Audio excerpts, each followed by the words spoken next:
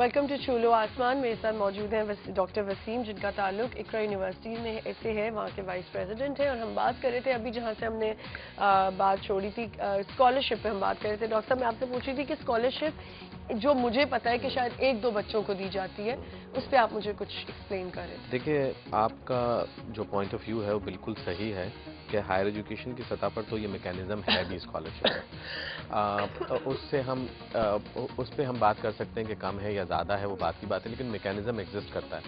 लेकिन private sector schools की सतह पर ये मैकेनिज्म एग्जिस्ट ही नहीं करता।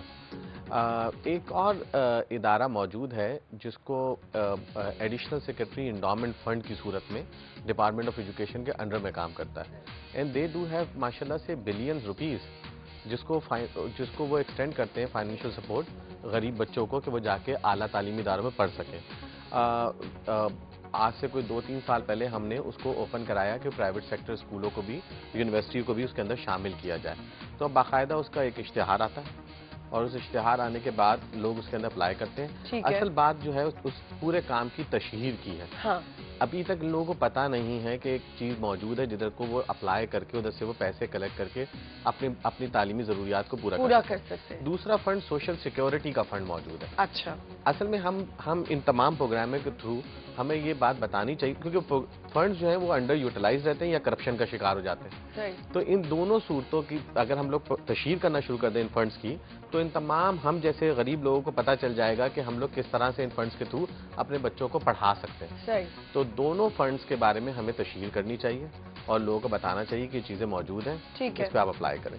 अच्छा डॉक्टर साहब, एक बहुत बड़ा मसला जो हमें डिस्कस करना है इस वक्त कि जॉब अपॉर्चुनिटीज जो है उनके अंदर क्या होता है कि इंस्टीट्यूशन जो प्राइवेट इंस्टीट्यूशन होते हैं उनके लिए तो बहुत आसान हो जाता है, लेकिन वही अगर आप देखा जाए जो गवर्नमेंट इंस्टीट्यूशंस हैं, और ऐसा नहीं कि गवर्नमेंट इंस्टीट्यूशंस बिल्कुल ही खराब है, बहुत से ऐसे हैं जो बहुत अच्छे भी हैं। बिल्कुल है, बिल्कुल। आई थिंक बेहतर वहाँ पे एजुकेशन प्रोवाइड की जा रही होती है एज कम्पेयर टू प्राइवेट जामियात की सतह पे। बिल्कुल। हाँ जी, एक कॉल पहले ले लेते फिर यहीं से हम कंटिन्यू करते हैं। अस्सलाम वालेकुम।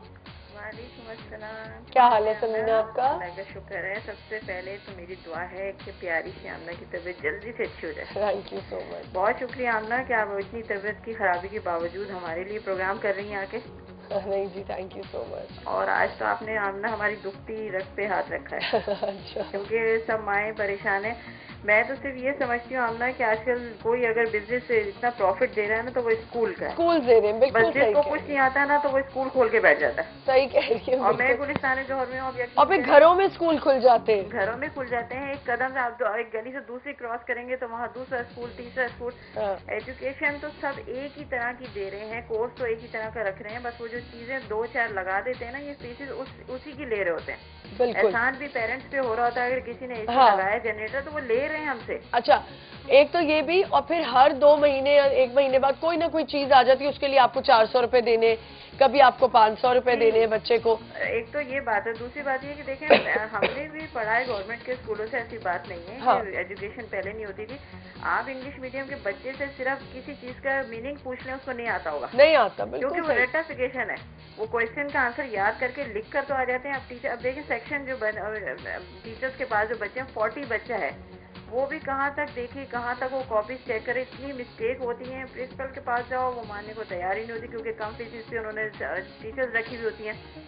हाँ। ये ट्रांसपोर्ट वाले से कमीशन अलग ले रहे होते हैं, कोर्स ये खुद देते हैं जबरदस्ती। लेकिन देखिए, यहीं पे मैं वही बात रिपीट करूंगी कि कुछ ऐसे स्कूल्स हैं जिनकी मैंने अभी जिक्र किया कि वो स्कूल जो हैं अगर वो फीस ले रहे हैं तो फिर आप देखें उस क्लास में 2 टीचर्स भी होती हैं।